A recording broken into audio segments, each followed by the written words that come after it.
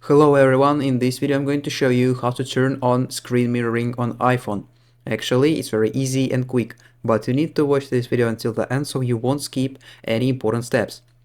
So the first thing you need to do is to go to your iPhone settings, and then in this interface you need to scroll down and then find and click on the general option.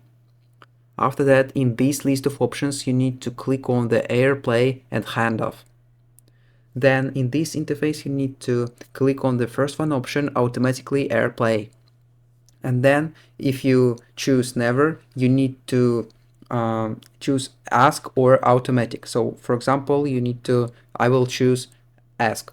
After that you need to swipe down from the top right corner, and then you will see two different rectangles. You need to press and hold on them. And then, as you can see in my situation, there is no screens available, but if you have some screens available, all you need to do is to click on them, click on any screen you want, and then screen mirroring will be automatically turned on. So, and that's all, and that's how to turn on screen mirroring on iPhone. If you found this video useful, leave a like and subscribe to the channel. Thank you.